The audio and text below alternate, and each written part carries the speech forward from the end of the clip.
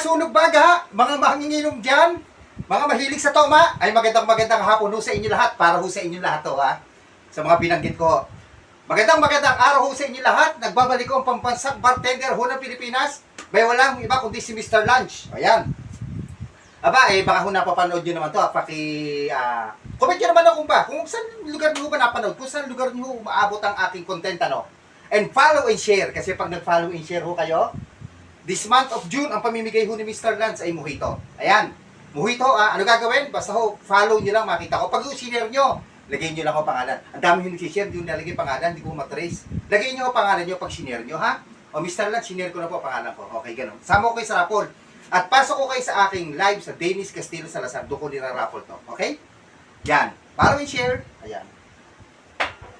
Okay, magandang hapon sa inyo lahat. Again, ayan. Ano ba pag-uusapan ho natin? Pag-uusapan ho natin itong medyo popular na request. Ano ba itong request na to? Ito isang uri ho ng shooters ho tayo. Shooters. Ayan.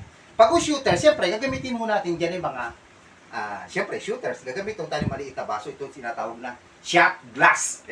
Okay, papaliwanag. Mag-start na ho tayo, no? Ayan. Ano ba itong shot glass? Ano ba nauso? Alam niyo itong shot glass, nauso ito sa bansang Amerika. Okay. Bato ba nauso yung shot glass? Kasi yung mga cowboys, yung mga cowboys, totoo ho ito, yung mga cowboys sa Amerika. Nung araw, pag pumapasok ko sila sa bar, wala ho silang enough money, wala silang pera. Diba ho? Hindi ho sila mako-order ng isang rock glass na o malaking baso ng alak, ng whiskey. Ngayon, kung sila cowboys, ayan dito pinag-usapan natin kung sila cowboys, meron silang baril, kaya cowboys, Ngayon, pag lumapit ho sila sa bartender, nagbibigay ho sila ng bala ng baril. Bala. Di ba, may baril siya, bibigyan sila bala.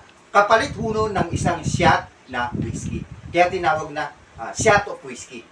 Okay? Yan ang story na shot glass. Doon ho na ho siyang shot glass sa mga old cowboys kung tawagin sa Amerika. Okay? Ayan. Ngayon, ano ba ang ihahalo ho natin dyan? Napakasimple. Ito hong napakagandang isang uri ho ng vodka ang gagamitin ho natin dyan.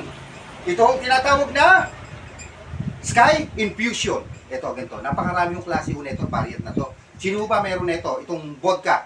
Itong Sky Infusion Vodka, original ho nito yung Sky Spirit LLC. Yan ang pangalan sa kumpanya nila. Na-establish to, recently lang, 1992.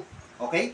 At ang founder ho nito, si Maurice Canvar. Yan ang vodka. Pero alam naman ho natin ang vodka, lagi ko naman ho ine-explain sa inyo na ang vodka, original ho nito, nag-start ho ay noong 9th century, sa bansahong Russia to 8th century sa bansahong Poland. Okay, dyan ang maraming vodka.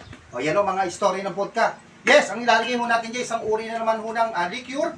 Malibu, ito yung tinatawag na Malibu, Caribbean Rum, kung tawagin, originated dito yung Coco Rico. Ang tawag dito, Coco Rico. Kailan ho ba na-launch to? Noong 1980. Pero ito ay nag-start pa ho 1978, pero 1980 na ho nag-start gamitin.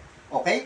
Ang susunod ho natin dyan ay gagamitin ay, siyempre, 3 ingredients ho ang ilalagay ho natin dyan.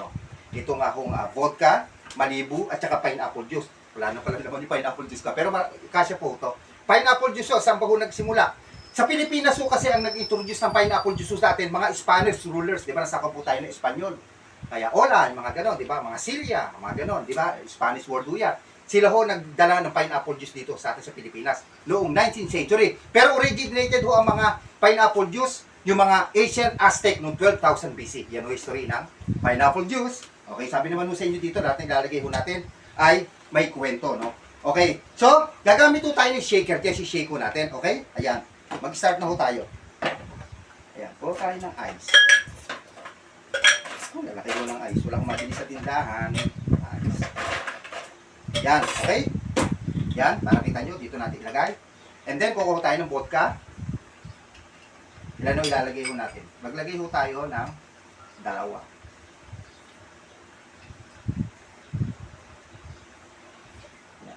Hinap. Maglagay ho tayo ng Coco Rico, yung dati ng tawag, o Malibu. Yan. Lagay ho tayo ng 1. Done. Lagay ho tayo ng pineapple juice. 2 jigger. 1. 2. Okay. Dali. Ano ha? Yan. Sarado ko lang. Then, syempre, shake mo natin yan, ano? Okay.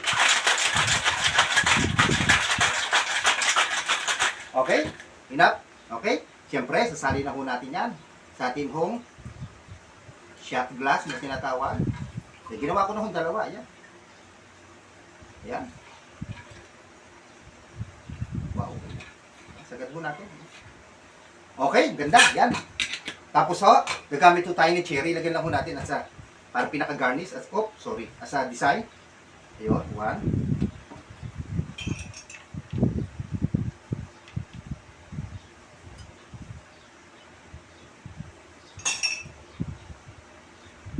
Two.